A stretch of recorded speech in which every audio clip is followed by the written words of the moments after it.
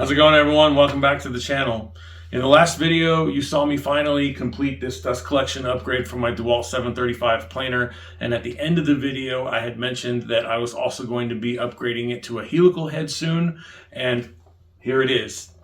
So today we're going to talk about this helical head a little bit, where it comes from, how much it costs, because it is considerably cheaper than some of the alternatives, and we're going to install it. We're going to test it, and I'm going to let you know how I feel about it. So if that's what you want to see, stick around, because that's what we're going to do.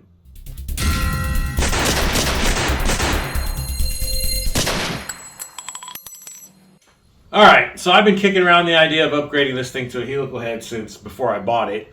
But it's a really expensive upgrade, and I just couldn't justify it at the time, so I bought it without it. And to be honest with you, I've been perfectly happy with the straight knives. They have performed very well for me over the years, and only recently did I start having some issues with it, with some tear out. But to be honest, I haven't changed the blades in a while, so that probably has something to do with it.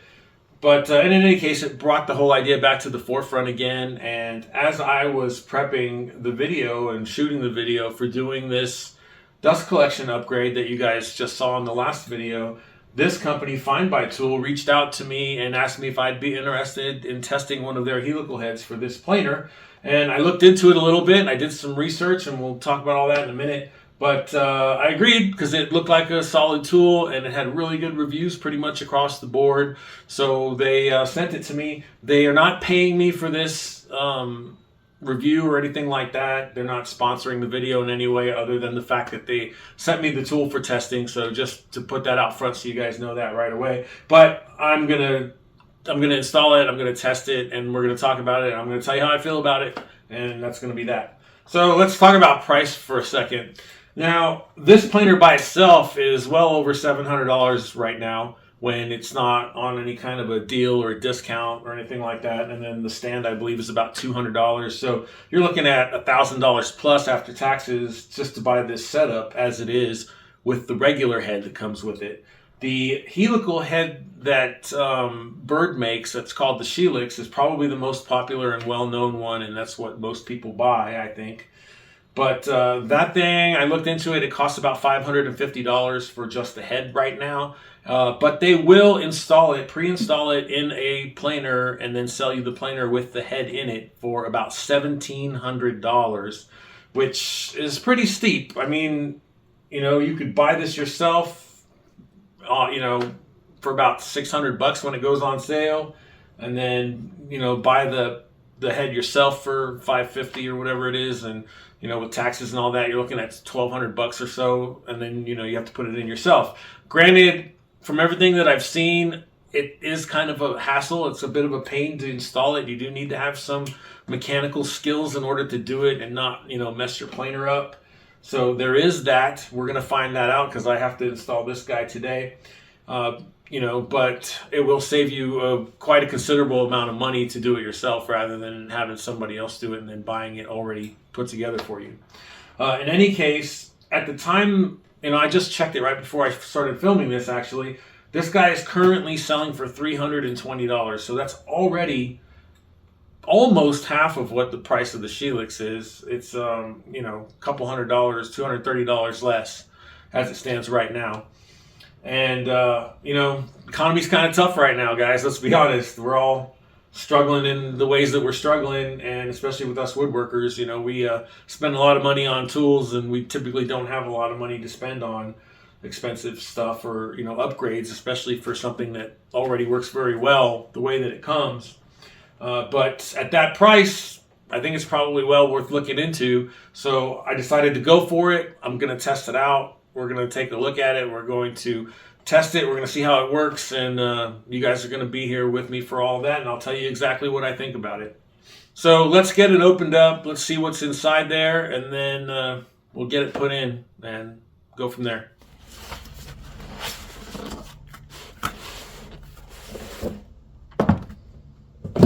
Okay. Didn't realize that it was going to come nicely packaged in its own box, so that's definitely a plus. Looks very professional. Let's just open up that. Okay, wow, yeah.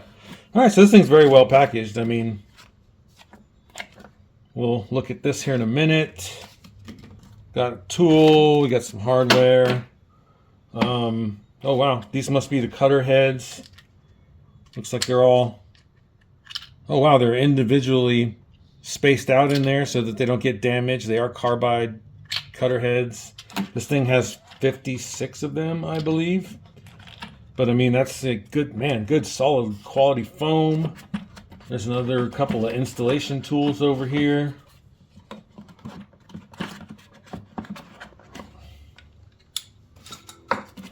And then up underneath is the head itself. Again, packaged excellently. What does this say? The threads on this shaft could get damaged easily. Please do not tap it and be careful not to bump it. All right, so let's watch out for this shaft.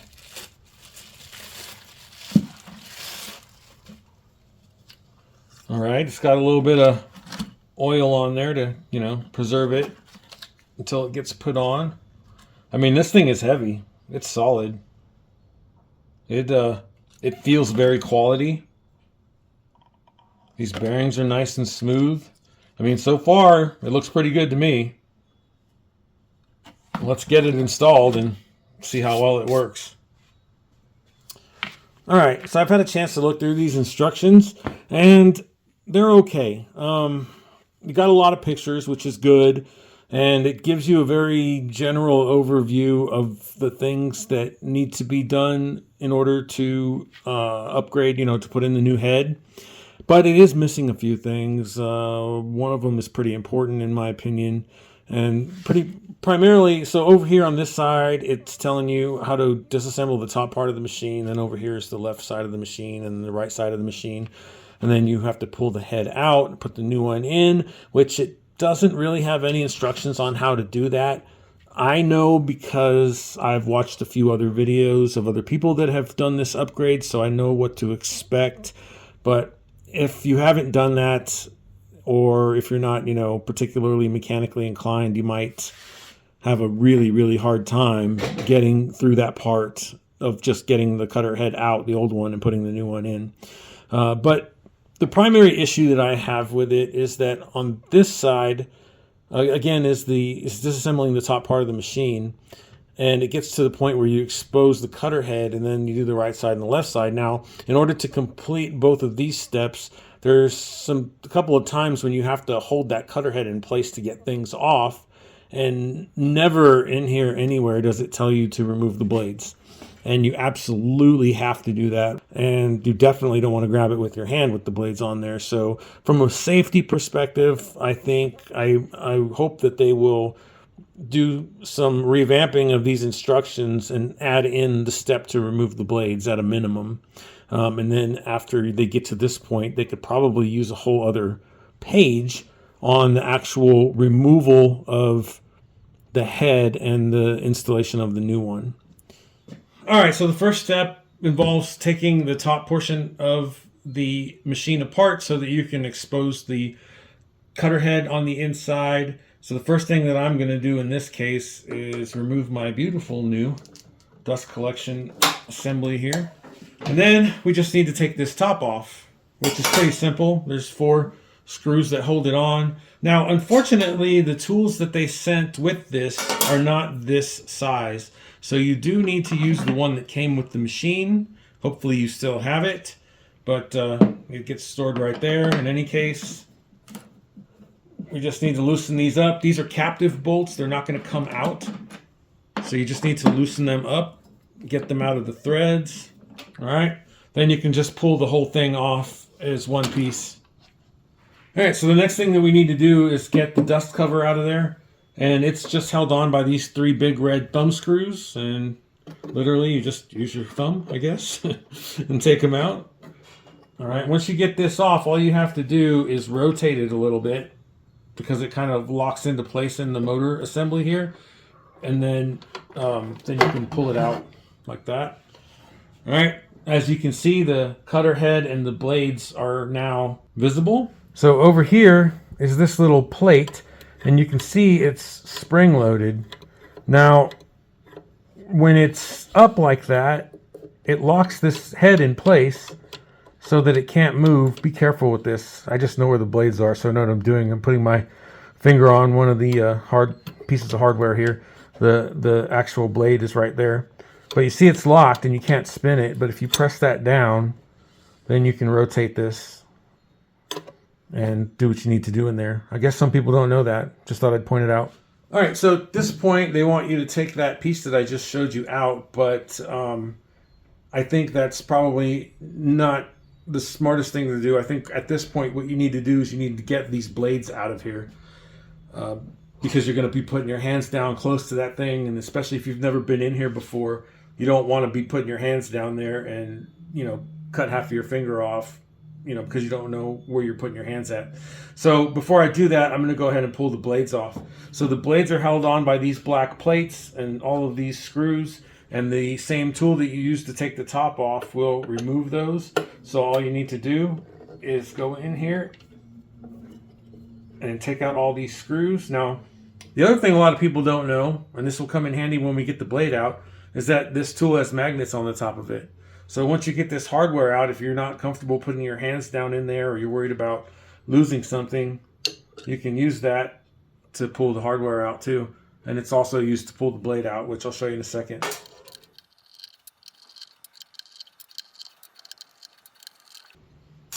All right, now that we've got all the screws out, we can go ahead and pick up this plate. And that's the blade sitting right beneath it. You can use this again to pick it up. I've seen people specifically put gloves on so that they can reach in here and pick this up by hand. I wouldn't do that even with gloves on. This thing can be really, really sharp, and that's what this tool is made for. You just pick it up and it will magnetically attach to it and pull it out of there so that you don't have to touch it at all.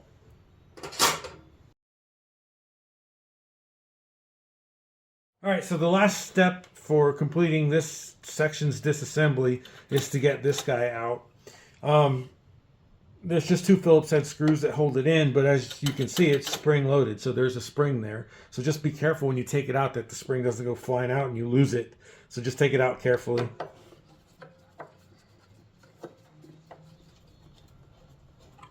I can already feel that spring trying to get loose on me. So just kind of hold it in place as you take your hardware out and then slowly remove it. And you'll see the spring is on here. All right, so we're done here. Now we're going to move on to the side. All right, so the next step is to get this cover off so that we can get access to the stuff inside there. And there are 3 screws holding that on, and you're just going to use the same tool to get them out. All right, so once you get inside here, the next thing you need to do is get these sprockets and this chain assembly off of here. Now, in the instructions, it just tells you to pull these off, and that's it. But I will tell you that, again, this is something else that looks like it's missing from them. As you can see, there's a tensioning arm here, and that arm puts tension on the chain so that it's not just loose and flapping around on there. And the way that it does that is because it's got this spring right here. So in order to get that tension off of there, what I suggest you do, what I'm going to do, is I'm going to disconnect the spring, which releases the arm and takes the tension off of the chain. Now we can pull this off, and there's no tension. We don't have to fight with this while we're trying to get it off. No reason to take the spring completely off. I'm just going to leave it here on the side of the gearbox. Now we need to get these off because the end result is we need to get this gearbox out. And these are just held in with a couple of snap rings. Now, there are special tools called snap ring pliers that are used to get those out. There are other ways to do it. You can, if you have some really small tipped needle nose, you could probably use those. You can even use a screwdriver probably, or a couple of screwdrivers and a pick, or whatever, but chances are you're going to scratch something up if you do it that way, so I don't recommend it. Snap ring pliers are pretty inexpensive, especially if you get them at somewhere like Harbor Freight, so that's what I suggest that you do. All right, so all we're going to do is we're going to take these 2 pins, put them in those 2 holes, spread it apart so that that ring opens up, and then we can get it off.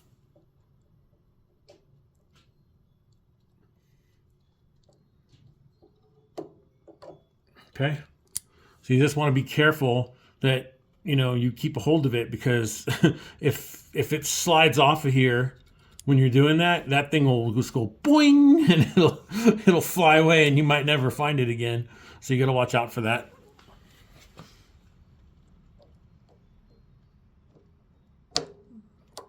Now that I've got those off, these will slip right off with it, and I'm just going to pull them off together so it stays in the same place, so this doesn't move, and I'll just set it down like that. So it's a little easier to see now, but each one of those sprockets on the inside has a little key, and it fits inside that keyhole that's on this shaft where my finger is. The same thing with this one. So when we put them on, we're going to put them on the same way. All right, the next thing that we need to do is we're going to take the gearbox itself out, and there are 3 specific screws that hold it in, and the instructions show you which screws those are. It is this one, and this one. So we just need to take those out.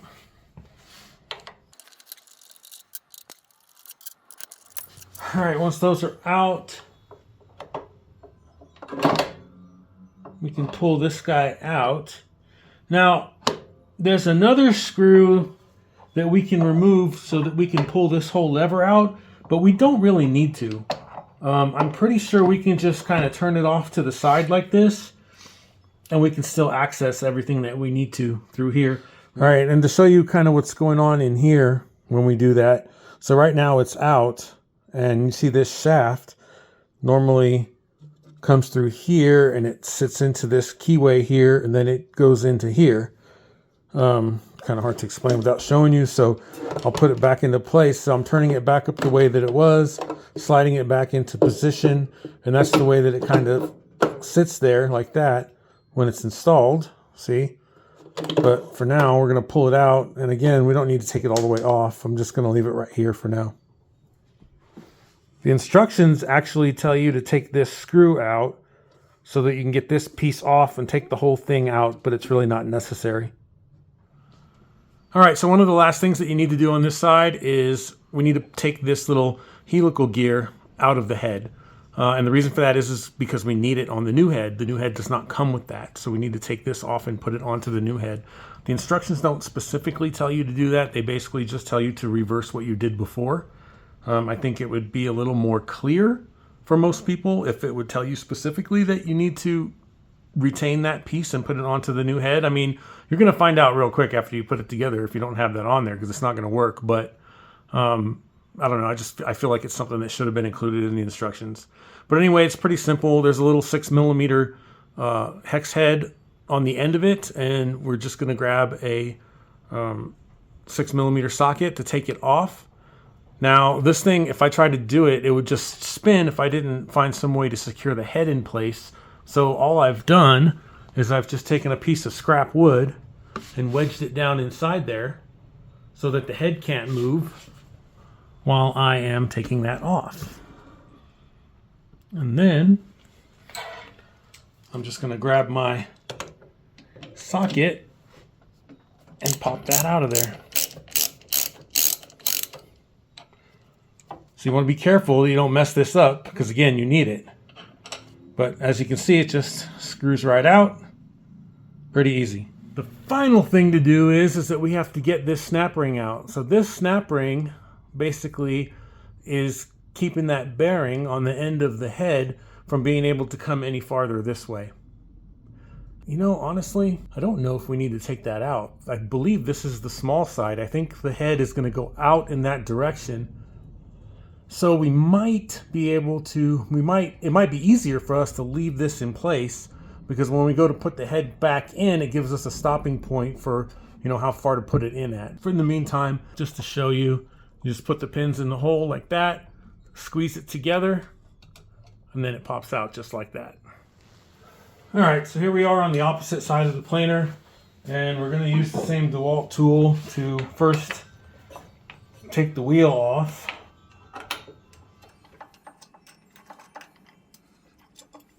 And then we're going to pull these 4 screws out to take this cover off.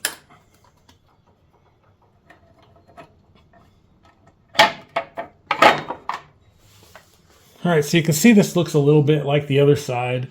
with the exception, of course, of the belt. But you have a tensioner here that puts tension down on the chain and keeps it, from flopping around. The only difference here is on this side there are these screws that hold these sprockets into place, and I've just been looking at them. So right now these things are all going to turn freely, and I'm trying to figure out a way to hold it in place. The only thing I can come up with is this is one of the tools that came with the new head. I'm just going to kind of slide it down into here in between the chain near the tensioner, so when it turns, it'll kind of lock up against the tensioner there and hold it in place so that I can break them off. That's the only thing that I can think of to hold it successfully, to get them off, because they're on there pretty tight. So that's what I'm going to do. Yeah, see, wow, really tight. You don't want to strip those out. All right, so now that I've gotten that off, I'm going to pull this out. All right, so in this case, this tensioner is going to be in my way, so we need to get it off of there. And it's just a Phillips head screw that's holding it in place. So just like the other side, I'm going to disconnect the spring so that it's off of there. And I'll just leave it there. And then I'll take a screwdriver, get that screw out so that we can pull that tensioner off. All right, and now, just like the other side, these sprockets are keyed in a specific spot. So I'm going to pull them off just like that, keep it together, and put them away. Now the last thing that I need to do, well, not the last thing, but the next thing that I need to do is I need to get this belt off of the pulley. So I'm just putting pressure on the back of it and spinning it. That way my fingers are not getting caught up inside here, because that would probably not feel very good. So make sure you don't do that.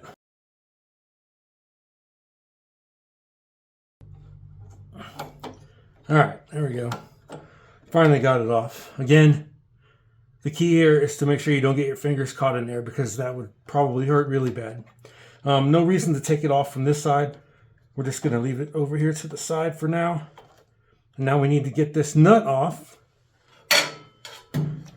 So I'm going to put this stick back in here so that we can get that off.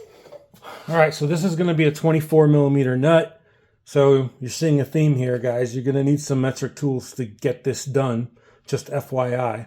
But anyway, we're just going to put that stick in place, like I said, and then we're going to pop this loose. And that came off pretty easily. And then we're just going to take this retaining nut out. All right, next comes this pulley. And you see it's keyed there, right? So when you pull this off, there we go. So you pull that off, and you see there's a key here, right? So you're going to need to take that key out and hold on to it. We got to keep it. We got to put it back in there. And then behind that key is a washer, a big fat washer. And this all has to go back in the same way. So now we're at the bearing. All right, so let's get this snap ring out real quick, and then we're ready to pull the head out. As I suspected on the other side, we're going to be better served by leaving that snap ring in. So you really don't need to take that one out on the other side, because the bigger bearing is on this side, and we're going to end up pushing the whole thing out this way. So when we go and put the new one back in, that gives us a backstop to know where to stop when we put them back in, because it's not going to go in easily. They're kind of pressure fitted, so they're going to have to be beaten in and out. And again, that part of it is not in the instructions, so you can watch me do it. But let's get this snap ring out. All right, there we go. Now we're ready to pull this thing out. All right, so the last thing left to do as far as disassembly goes is to get this old head out so that we can put the new one in. Now, most of the people that I see that do this, they just get a piece of hardwood and use that to knock it out, and that's fine. I'm going to use this brass drift. If you have one, that'll work just as good, if not better. But, brass is very soft, kind of like wood, and it won't damage the metal. So I'm going to use that. And so this is the end with the smaller bearing. That's the end with the bigger bearing, right? So for obvious reasons, it has to go that way because the bigger bearing is not going to fit through the hole of the smaller bearing to pull it out this way. So we need to knock it out that way so that we can pull it through the bigger hole.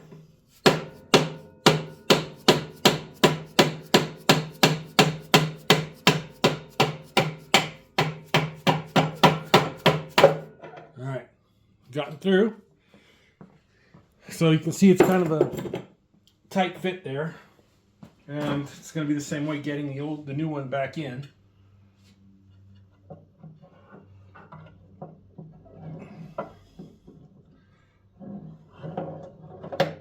There we go. All right, I just got some 91% isopropyl alcohol here. You can use acetone, whatever. I just want to clean up the inside of those bearing races where the bearings are going to sit because they're all full of sawdust and gunk right now before I put the new one in.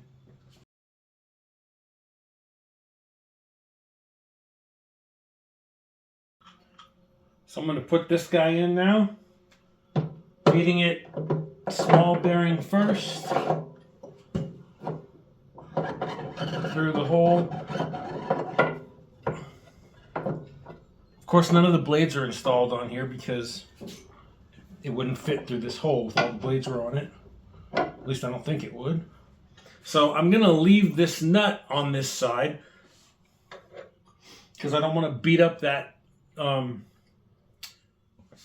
that threaded piece that's sticking out. Remember the little tag that was on it? So I'm just going to tap it lightly.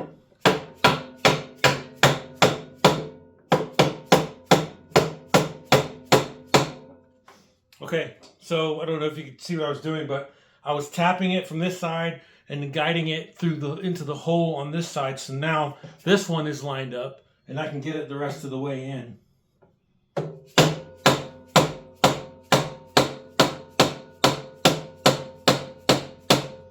All right, so that one's about halfway through. So now what I want to do is, you remember that snap ring that we took out on this side? I'm going to put it back in and use that as a guide so I know how far to tap this forward.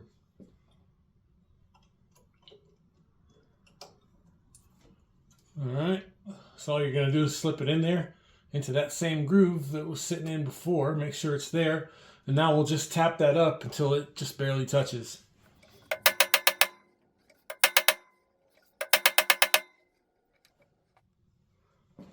I think that's about it. All right, now we just make sure that our slip ring can go back in on this side.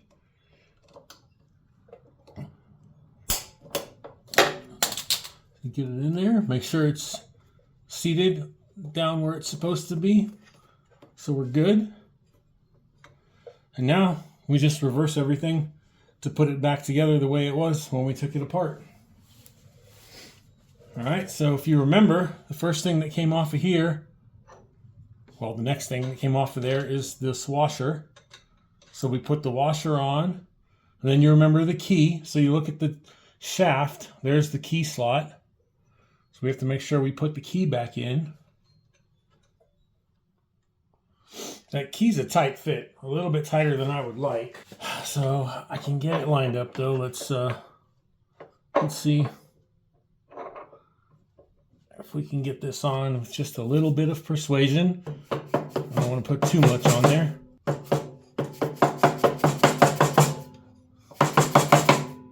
There it goes. All right, so now our key's lined up.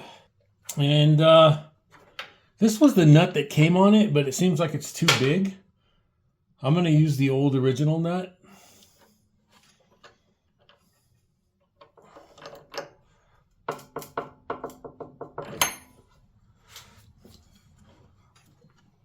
And then we're going to take our belt and work it back onto the pulley again. So I'm going to start on one side and try to roll it back on again. Let's see if I can get it started here. Oh, come on, get on there. Oh, this is the hardest part of this whole thing, is dealing with this pulley. there we go. All right, getting it back on was a little bit easier than getting it off, I guess.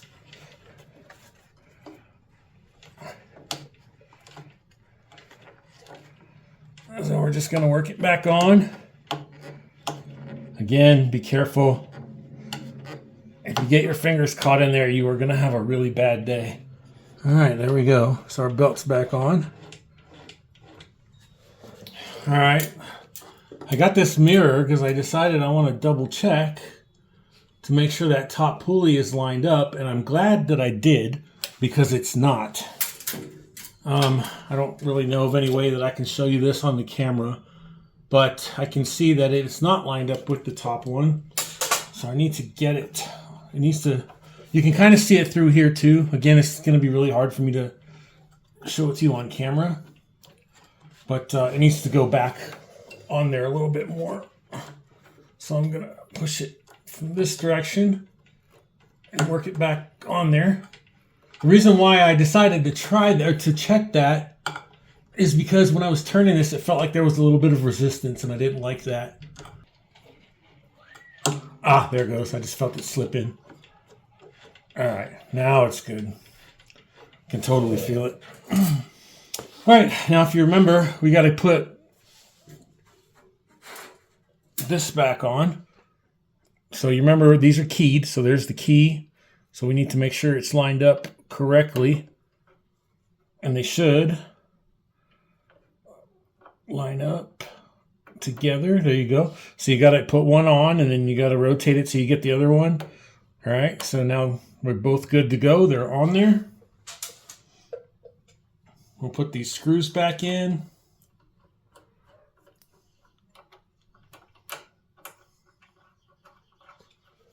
All right, I'm probably not going to be able to tighten these down as much as I want to at the moment. So I'll tighten them down as much as I can until I get that tensioner back in. All right, and we're going to put our tensioner back on. Goes right here. Okay, and this little wheel just sits down inside the chain there. Right now it's just freely floating in there because we have to hook the spring up still. So I got that on there nice and tight. We'll reconnect the spring. All right, well, unfortunately, I cannot figure out a way to do this without damaging anything. So I'm just going to have to hold it and hope I can get it tight enough.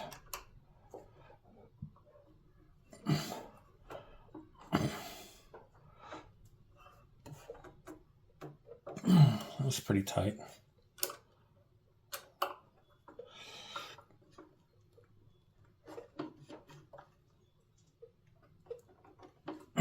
That should be good. I'll keep an eye on it, make sure nothing's coming loose. All right, so this is all done. Everything's good. The clearances all look good. Nothing's touching or rubbing where it's not supposed to. Everything looks like it's working the way that it's supposed to be. So I think we're good to go in here. And the only thing left to do on this side now is to get the cover put back on and then the adjustment wheel. All right, this side's done. Let's put the other side back together. All right, so here we are on the other side. I've already got the snap ring installed. Everything's done over here. So the next thing that we need to do is put the little helical gear back in. Tighten it down.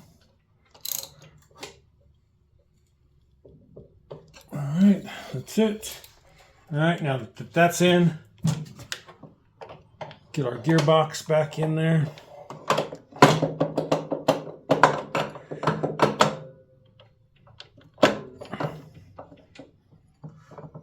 All right, get our bolts back in.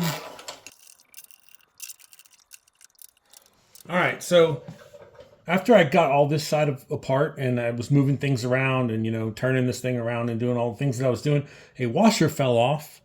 I wasn't entirely sure where it came from. I suspected that it either came from here or here, and I went back and checked the video. So just so you know, once you pull the sprockets off, there is going to be a washer here.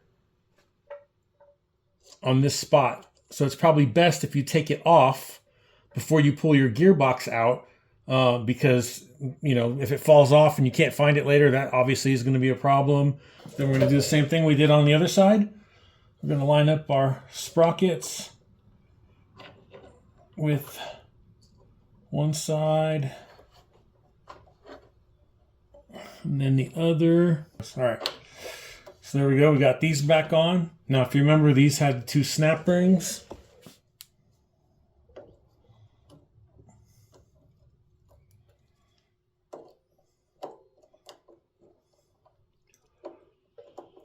This one is not in all the way.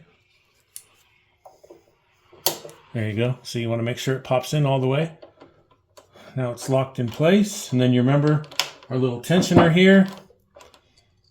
We're going to hook our spring back up like that. And he's good to go. Everything looks like it's spaced properly, back together right. Nothing odd or strange. Now the cover goes back on. All right, good to go there. Now the fun part. All right, so now I got to put all 56 of these cutter heads in. Before I do that, I'm going to try to get off some of this oil because I don't want, you know, all the wood and gunk to stick to it any more than it's already going to. All right, that should be good. All right, I don't know if you can see these, but each of these carbide inserts have a 1, 2, and 3, and then this little diamond-shaped thing on them. So what I'm going to do is I'm going to put all of the ones in the top left corner like this, you know, and then as I rotate them as necessary, I'll move it to 2, 3, and then I'll know once I get to this diamond shape that I need to replace the cutter head. And I don't know, I just arbitrarily picked the top left corner. So they're all going to be oriented the same way, with the one in the top left corner. So this is where the tool comes into play that they send with it. It fits these screws that hold the cutter heads in. All right, so the instructions that come with the helical head don't say anything about torquing them down. But if you look on the FindBuyTool website for the helical head, it does mention that each cutter head should be torqued to 6 Newton meters. Again, I don't know why they wouldn't put that in the instructions. Hopefully they will in the future, but 6 Newton meters is equal to 53.1 inch-pounds. So I have this set to 53 inch-pounds, so we're going to torque these all down to 53 inch-pounds.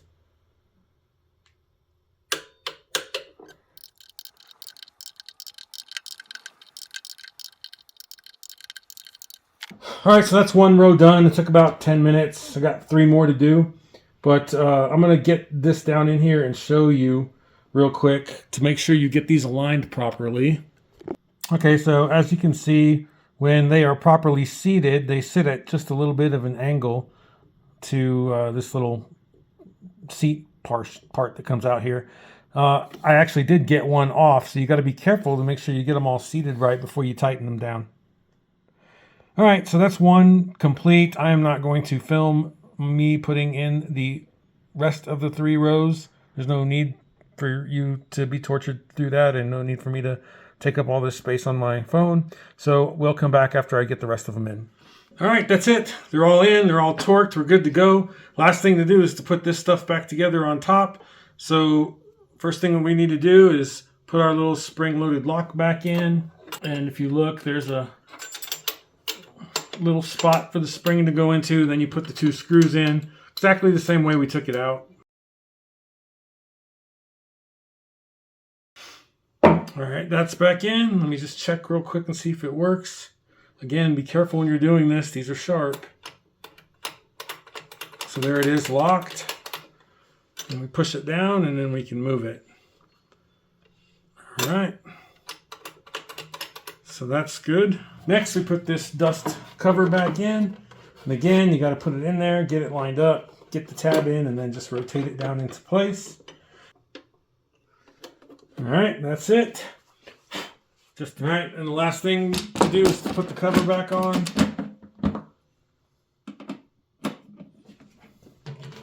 Let's reattach our dust collection hose. And that's it. We're ready to test it. The moment of truth. All right, here we go. Let's keep our fingers crossed. Quick test. Hopefully nothing blows up.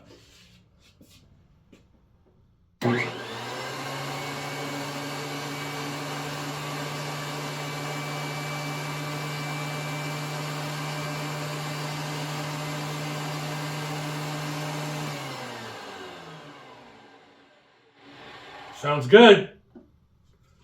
Sounds real good. All right, it is late at night. I can't take this outside and run stuff through it. Otherwise, somebody's going to call the cops. In the morning, I will test this out. We'll run some stuff through it. We'll check it out, and then I'll give you my final thoughts. All right, let's check this thing out. If you're wondering why I'm using the bag still, it's because my dust collector isn't ready yet. This should be the last time, though.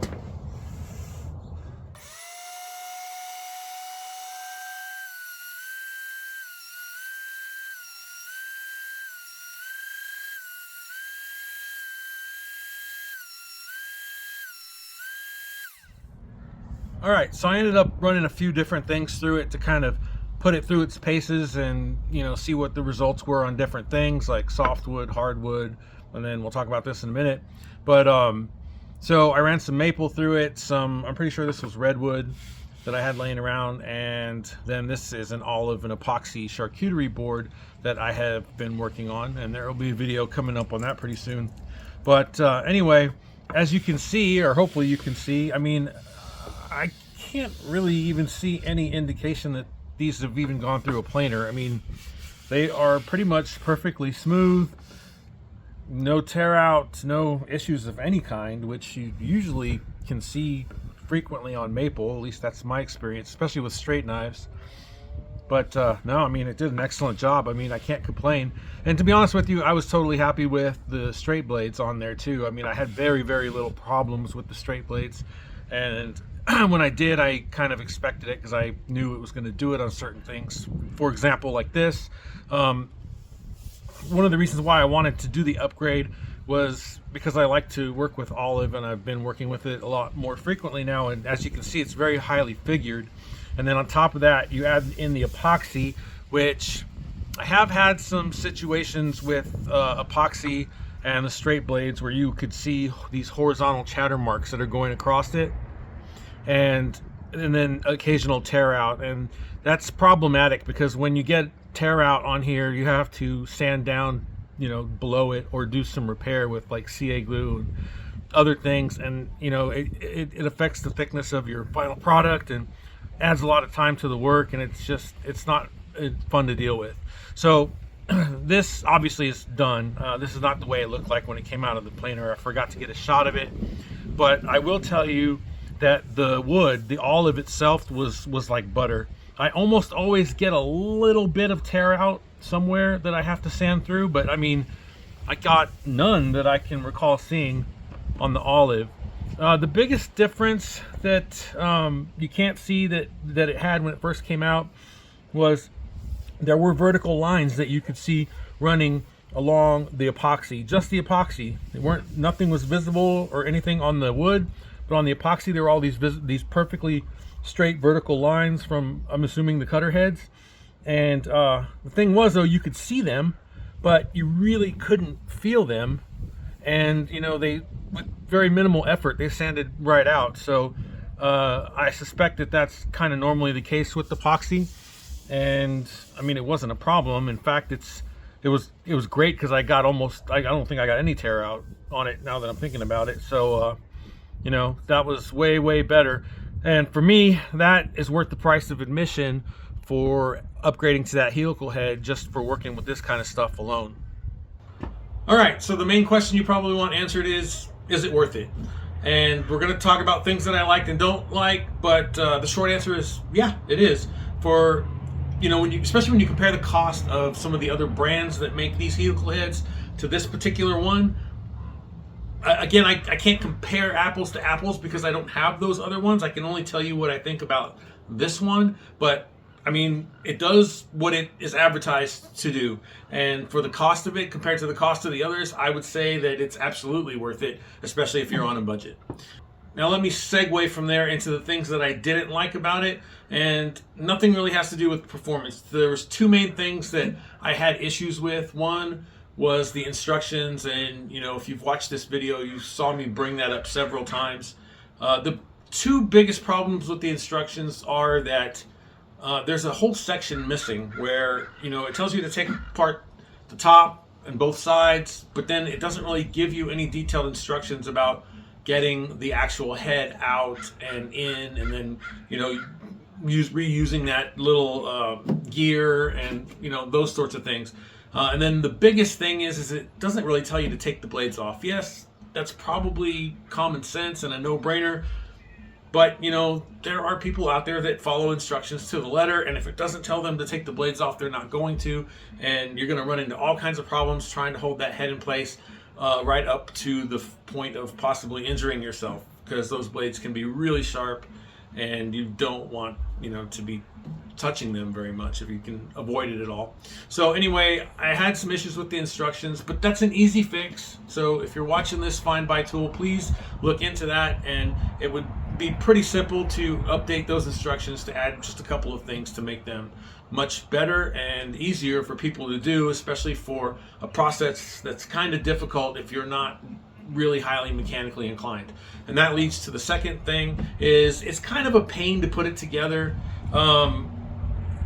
That's not any problem or issue with the helical head itself or the way it's made or anything like that. It's just it's more how the planer is made and what you have to go through to get the old one out and the new one in. But again, I think almost anybody could do it, especially if you have a video like mine and some others like it that you can watch, and they will take you through the steps. It's really not that difficult to do. And again, that feeds into the whole instructions things. If those were a little bit better, that would make that easier as well. Now, things that I did like about it, noise reduction. So I didn't notice a big change in noise reduction when it was just turned on and not actually, cutting material. But there was a distinct difference in the noise that it made, but I think it was still equally loud. I mean, it might have been a little bit less, but I didn't measure it, so I'm just going by ear. But where it really made a difference was when it was actually cutting. Again, it was also a different noise, but it was clearly much quieter cutting than it is when you're using the straight blades. Big difference there, no doubt about it. So if the noise pollution or whatever you want to call it is something that is driving you towards thinking about getting it, then I would say that yes, that's a good reason to do it. It does make a difference, especially when it's cutting. Then you have quality of cut, right? So again, I've always been happy with the straight blades on this. They have their limitations, and I knew what they were, and I worked around them. But if you are working with highly figured woods like that olive that I showed you, and there's lots of other ones out there, burls and things, this is going to be a lifesaver for you, because it's going to save you a lot of tear out, a lot of additional sanding and repair work and things like that, and it will, at the end of the day, it will save you thickness in your material because you won't have to remove as much. So for me, that's huge, not only for that, but also for epoxy work. Like I said, I have used this before to plain epoxy. I tend not to do that anymore because I do get chip out, and it's an issue. It's hard to deal with, and I don't want to do all the extra work, and I don't want to lose the material. So I don't own a drum sander, but I have access to one, so I typically tend to use that when I'm doing epoxy stuff. But now I can feel confident that I can do it with this, because I can do it without having to worry about a bunch of tear out and stuff. So cut quality is definitely another plus. So that being said, I don't really know what else to say. I would say that if you're sitting on the fence about getting one of these and money was the main consideration, I would definitely tell you to look into this one, because it will save you a bunch of money over the competitors. Sorry about the music. One of my neighbors is having a good time over there. Anyway, I think that's going to wrap it up for this video. The last thing that I'll say is that all of the stuff that you see here, the dust collection, the planer, the stand, obviously the helical head, all of the tools and things that I used. I will put Amazon affiliate links down in the description below if you have any interest in getting any of those things. Again, Amazon affiliate links don't cost you anything. It's basically Amazon giving me a little bit of kickback from their end, and it supports the channel, so I really appreciate it. And then also FindBuyTool has given me an affiliate link to use for the cutter head that I will also put in the description below. So all you have to do is use that link with the code word Maverick, and you will get a 5% discount on top of whatever, you know, the price of what you're buying is. And that's going to wrap it up for this video. If you want to see what I have coming down the road, make sure you're subscribed, hit the bell icon, all that stuff. They also sent me this crazy, scary looking router bit, which I'm going to do a video on. I'm scared to death to use it, but we're going to do it for you. And some of those epoxy projects are coming up, plus a whole bunch of other stuff. So make sure you're subscribed if you want to see all that. And as always, thanks for watching. Stay safe and happy woodworking. I will see you on the next one.